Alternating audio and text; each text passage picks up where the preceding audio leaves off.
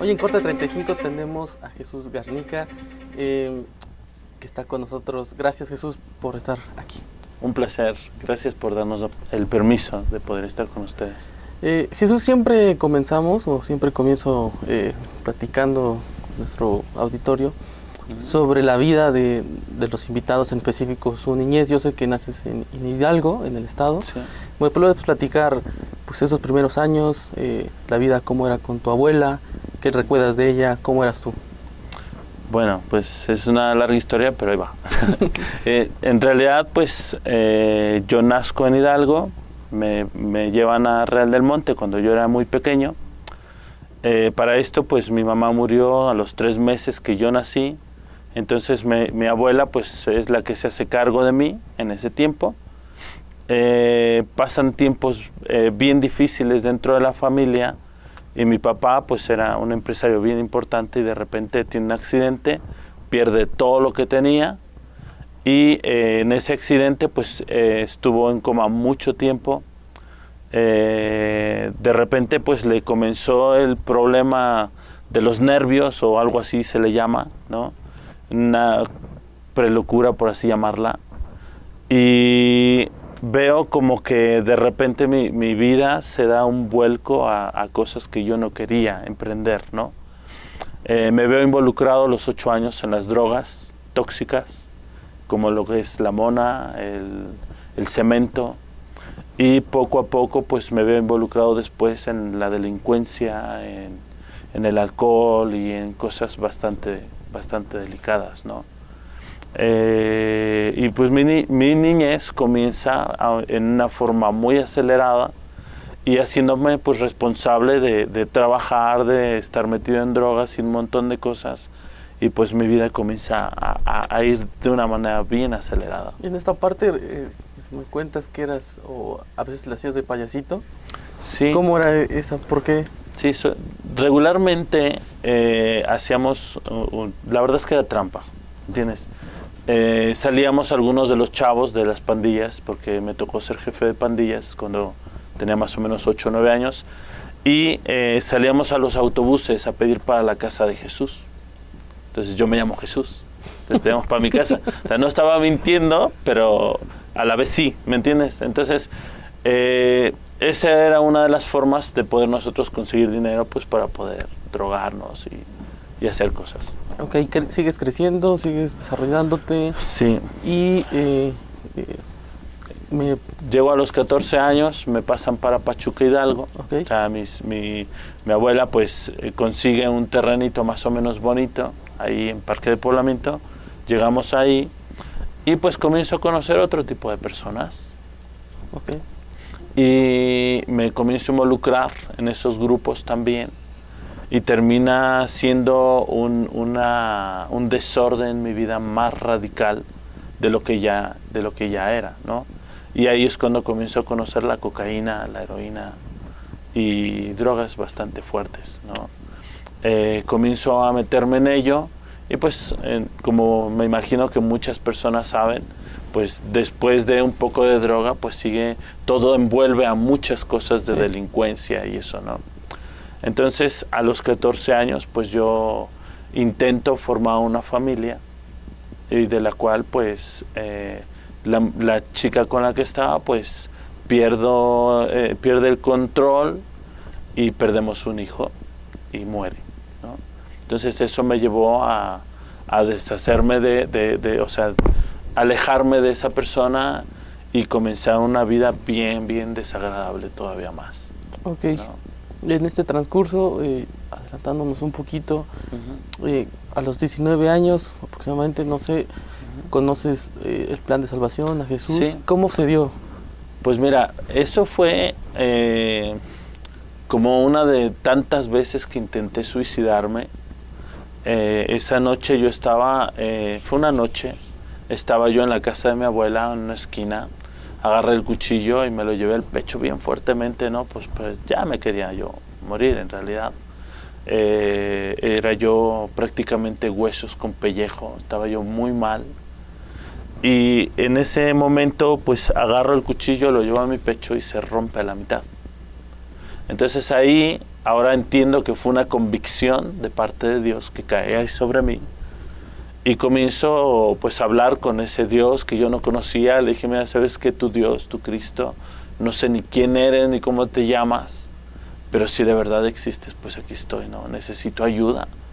Ya eran 11 años de esclavitud en las drogas, la delincuencia y un montón de cosas bastante fuertes, ¿no? Ok. ¿Hay alguna persona que recuerdes que te haya llevado a los pies, que te haya explicado más, que te haya inducido más? Sí, por supuesto. O sea, en el momento en que yo termino esa conversación con Dios, pues, sintiéndome así todavía muy Superman, por así decirlo, ¿no?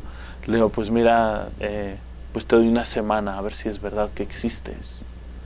Y pasan los días y de repente yo tenía un negocio de antojitos mexicanos y llega una persona el último día de la semana, yo ya estaba en mis rollos todavía, y de repente llega y me dice, mira, ¿sabes qué? Tu chavo, pues te traigo un mensaje de Jesús, ¿no?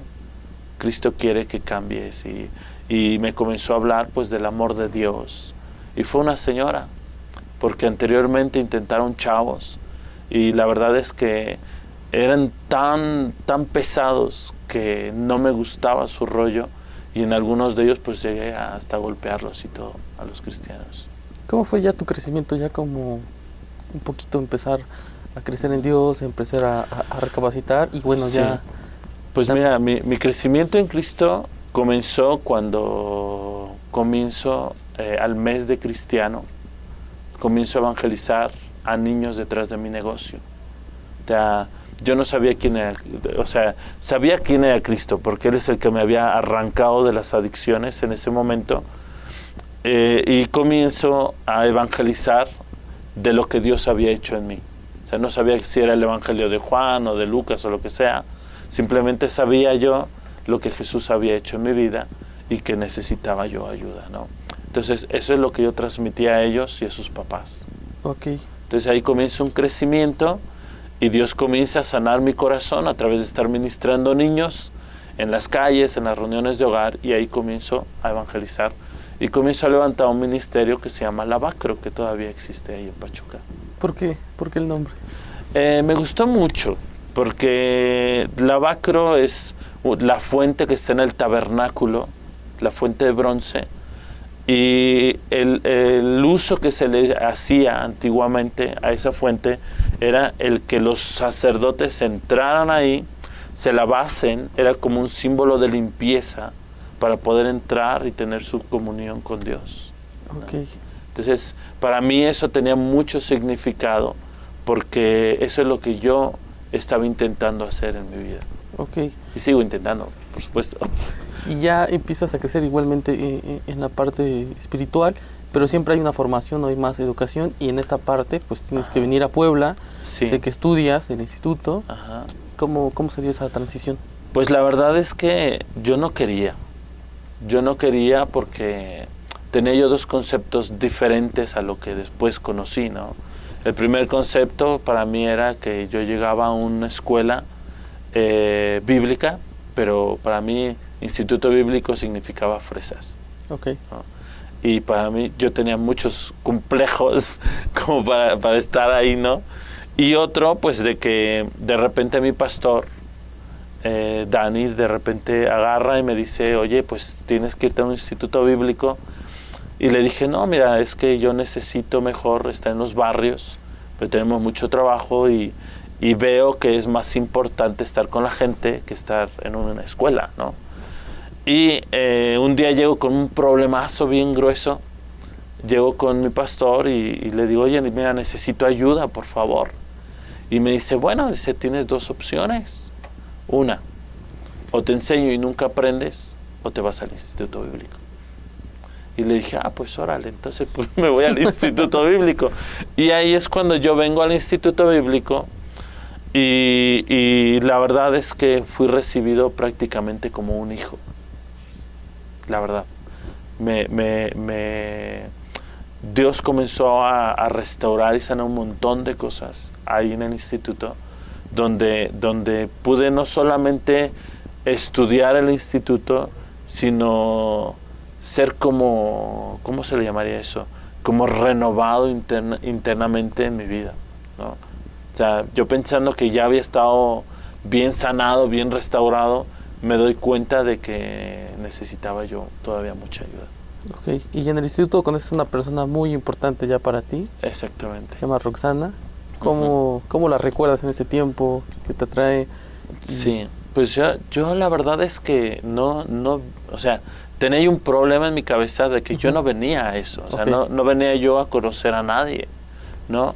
Pero de repente llega una chica de España y llega al Instituto Bíblico y se convierte en mi amiga, y una mañana pues volteo a la puerta, va entrando y mi visión de amiga cambia, ¿no? Y comienzo a enamorarme de ella, y pues en una cierta forma pues comienzo a pedir permiso para poder conocerle a mis autoridades, y me dan permiso, ¿no?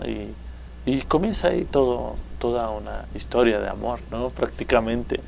Y para mí pues un poco extraña, porque yo no estaba acostumbrado a eso. Okay. Entonces era más bruto que romántico, la verdad. Sí. Ok, y bueno, siguen creciendo, siguen desarrollando. Y ¿cómo llega, cómo nace o cuál es la semilla para la parte misionera, en específico en España? Sí, pues mira, específicamente comienza el corazón misionero cuando mi autoridad, mi pastor, comienza a invitarme a los pueblos en México, a las sierras, a los pueblos bien escondidos y pasando tiempos bien fuertes. Y yo creo que ahí es donde comencé también a madurar mucho, ¿no? Él pues sembró en mi corazón el no importa dónde, pero lánzate, o sea, ve y alcanza a los pueblos o en los barrios más peligrosos de donde vienes o lo que sea, pero ve y lánzate, ¿no? Entonces el corazón de arrojarme a la gente perdida pues era sembrado por alguien, ¿no? Que fue mi autoridad en ese tiempo. ¿Tienes alguna anécdota de este trabajo en algunos pueblos o estados? Uy, pues un montón. pero uno de los que recuerdo un montón es que era un día que llevábamos un montón de horas caminando, no sé, unas 20 horas, por cerros y cerros. Llegamos a un lugar que se llamaba el Tumbadero de las Águilas, allá por Veracruz. Y llegamos y está un hombre que solo tenía fuerzas en los brazos, arrejuntándose con nosotros para poder escuchar la palabra con las manos. O sea, estaba encima de una patineta, ¿no? Y así es como se movía dentro de su casa. Y su hermano con una pierna toda podrida. Y era el que lo cuidaba. Y nosotros llegamos ahí y fue bien padre, o sea, porque comenzamos a predicar de Jesús y comenzamos a orar por ellos y vimos un milagro bien padrísimo, de verdad sobrenatural, en el que de repente después, o sea, para no ser todo tan largo, o sea, de repente cuando nosotros nos vamos, la persona que su cuerpo parecía una gelatina, de que no podía sostenerse, de repente nos está despidiendo de pie, así, bien padre. O sea, el hombre con la pierna toda podrida, Dios lo sana totalmente, y fue algo bien grueso ese día. Ese fue, bueno, te digo, son muchísimos, o sea, nos ha tocado ver cosas bien preciosas, pero también cosas bien crueles. ¿Cómo cuáles? Crueles, por ejemplo, como de repente ver que una chica o un chavo estar en la puerta de un camello que vende drogas y muerta congelada de frío. O chavos que son torturados y arrojados a las vías del tren y partidos a la mitad, y un montón de cosas bien crueles. Ok. Ya. En esta parte hay una persona que, bueno, más bien es utilizada para llamar tu corazón en específico, un ministerio importante que es Elías Tepper. Sí. ¿Qué recuerdas de él en algún mensaje? Pues la verdad es que lo conocía yo muy poco, esa es la verdad. O sea, lo conocía muy poco, pero me llamó mucho la atención de él, la sencillez y la humildad que tiene este hombre. O sea, a mí los escaparates no me gustan mucho, ¿me entiendes? Entonces de repente veo un hombre que Dios lo usa tan fuertemente que puede tener pues una posición económica extravagante. De repente lo ves en una casa bien sencilla, con un coche de hace 20 años y con el mismo corazón de servir. Y eso me impacta mucho mi corazón. Okay. Y digo, es que estos hombres son dignos de seguir su ejemplo, ¿no? Bien. ¿Y cómo llega la palabra específico España? ¿Cómo llega a tu corazón? ¿Cómo es que empieza a este país a hacerse dentro de ti? Pues fue bien feo. fue un proceso muy feo. Porque para comenzar, pues yo todavía tenía mi mentalidad esclava, por así llamarla, en la que yo intentaba acusar al español de lo que nos han enseñado en algunas partes, pero lo que me di cuenta es que era una mentalidad esclava personal mía, ¿no? Entonces, no me caían bien los españoles, la verdad, no los amaba, pero de repente el llegar ahí, Dios me da la oportunidad de estar en unos lugares que se llaman poblados marginales, que es como un barrio completo donde hay cientos de chavos drogándose, alcoholizándose, o sea, matándose prácticamente lentamente, ¿no? Entonces ahí comienzo y Dios comienza a tratar mi corazón ahí, de yo no amarles. De repente veo cómo una juventud preciosa se está pudriendo en el pecado y en las drogas y en un montón de cosas bien gruesas, y no había nadie que hiciera por ellos nada, ¿no? Y llegó un momento en el que muchas veces llegaba yo a casa y me encerraba en el baño llorando de la impotencia de no poder haber sacado un chavo más de ahí. Okay. Antes de seguir platicando sobre ya más experiencias, sí, y vidas con españoles y lo que haces en Betel, bueno, te casas y tienes 2 hermosas niñas. Sí. ¿Cómo son ellas? ¿Qué te han traído a tu vida? Son increíbles, o sea, de lo que había perdido, Dios me restauró el doble, me bendijo de verdad sobremanera, me dio una familia que no tenía, y ¿qué más puedo decir? Simplemente agradecido con lo que Dios ha hecho en mí y con los regalos que me ha dado. Bueno, y ya a través de estos regalos, creo que el plan de salvación también es un regalo. Sí. Y es el que trabajas en España con estos chicos. Platícanos cómo es que llegas a este lugar, bueno, a dónde están, en esta ciudad. Uh-huh. ¿Cómo fue el choque tal vez cultural de ver otra ciudad, otra civilización? Ya no estabas en México. Uh-huh. Y tus primeras experiencias. Sí, bueno, tuve dentro de lo que es el país, tuve mis experiencias interesantes, porque para comenzar, el argot mexicano no es igual que el de allá.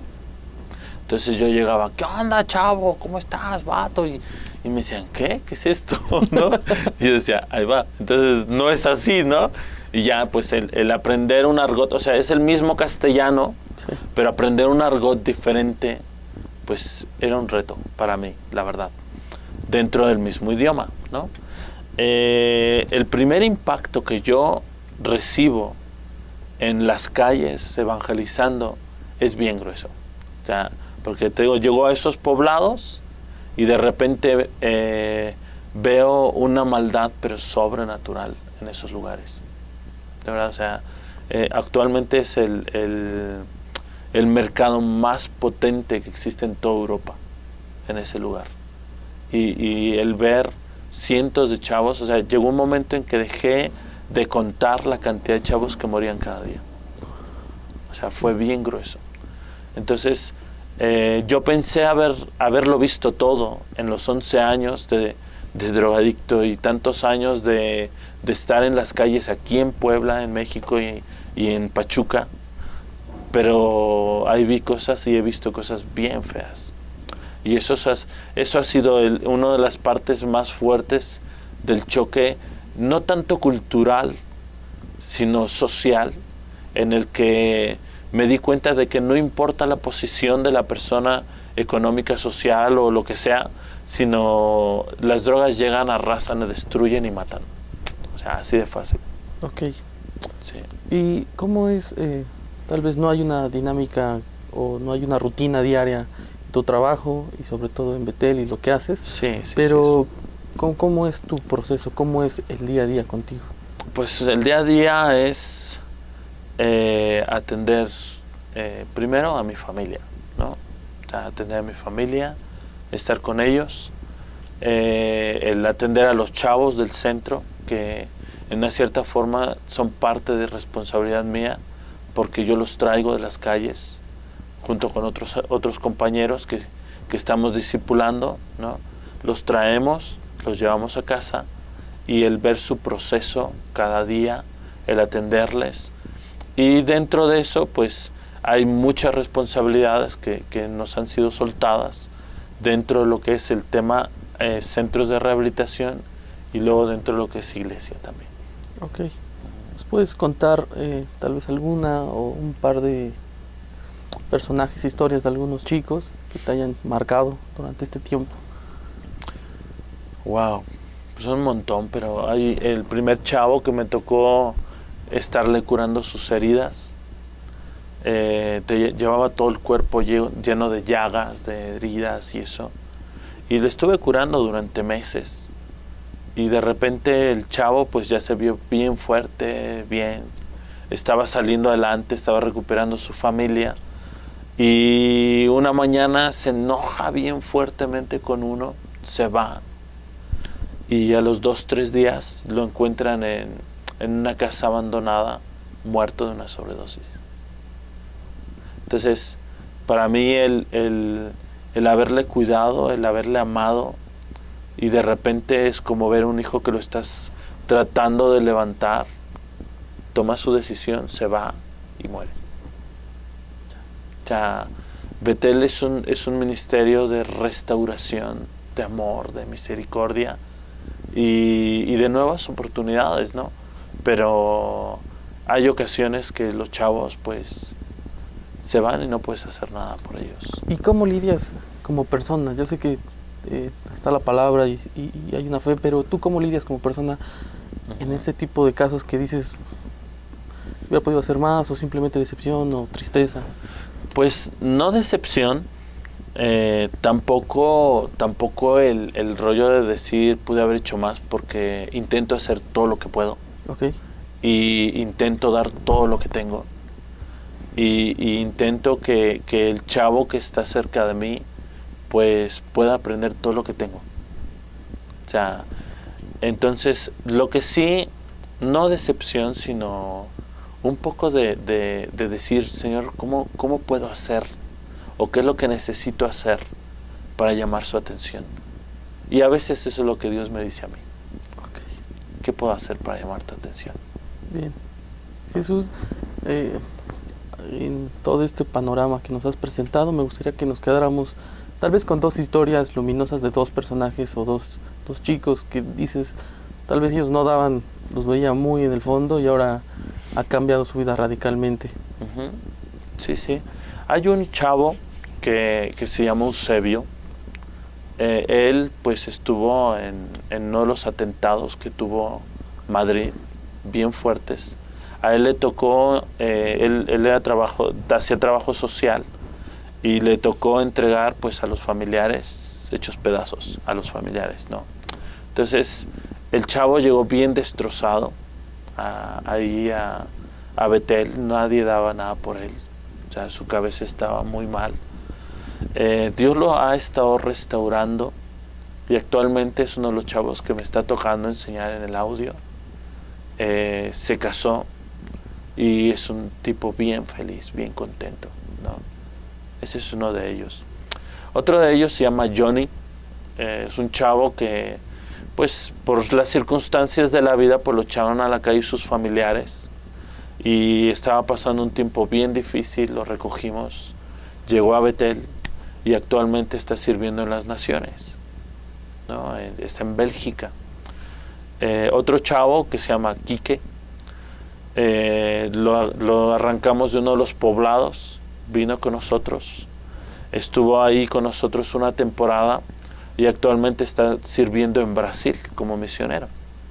Entonces, el salir a las calles y encontrar personas que no da nadie nada por ellos es algo bien precioso, porque es cuando tú dejas que Dios haga la obra, ¿no? Ok. Sí.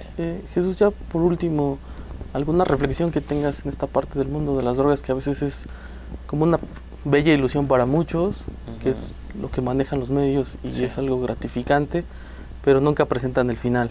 Exactamente. ¿Quisieras compartirnos alguna reflexión que tengas? Pues bueno, la verdad es que si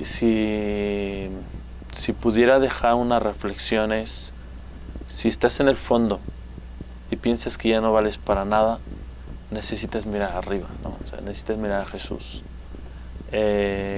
¿Por qué? Porque es el único que puede transformar radicalmente tu vida, bendecirla y llenarle de gozo, ¿no? Si estás arriba y estás luchando todavía con esos problemas de a ver si me gana la tentación o no, de drogarme o de alcoholizarme o de tener una adicción, sea la que sea, ¿no? Yo en lo personal buscaría a alguien que me aconsejara y me ayudara a buscar más a Jesús. Pues Jesús, gracias por compartirnos tu experiencia, gracias por estar con nosotros Gracias. aquí en Corte 35. Muchas gracias.